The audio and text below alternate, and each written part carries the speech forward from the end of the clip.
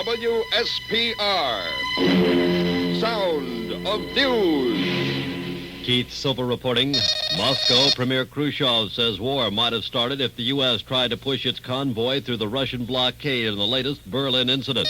Berlin, the U.S. commandant in Berlin, has disputed a statement by Khrushchev that the U.S. convoy was released because the U.S. agreed to bow to Soviet inspection demands. Moscow well-informed sources say the U.S., Britain, and France have delivered notes to Moscow protesting the blockade on the Autobahn. Moscow Premier Khrushchev said today that the Soviet Union has not abandoned its moonshot program. Agawam, the co-owner of an Agawam package store, apparently died of a heart attack prior to an auto accident late this morning.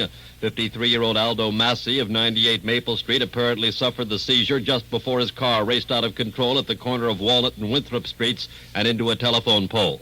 Massi, co-owner of the Central Package Store on River Street in Agawam, was pronounced dead at the scene.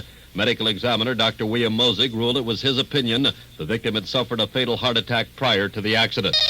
Springfield, a Springfield mother, is denied a charge of child neglect stemming from the death last month of her 3-month-old daughter.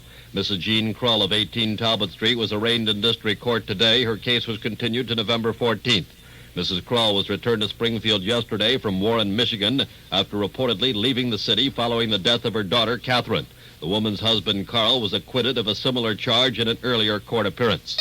Springfield Armory employees go to the polls tomorrow to exercise a voting privilege. They will have a choice of voting for a union group to represent them in future bargaining sessions with the Springfield Armory management, or on voting for no representation at all.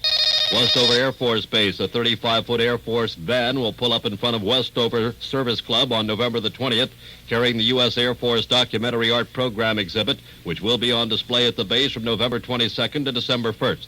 The exhibit consists of 50 original paintings done by some of the nation's leading illustrators depicting the history and global operations of the Air Force. Southbridge, a barber shop owner, Edgar Dona, says he was a little surprised but very pleased with the birth of triplet boys today to his 33-year-old wife Helen at Harrington Memorial Hospital in Southbridge. First names have already been chosen for the youngsters, born 7 minutes apart. They are Edgar, David, and Roger.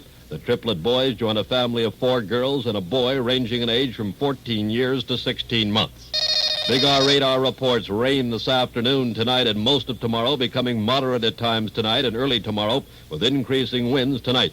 Current Springfield temperature 54 degrees. Can't help it if I wonder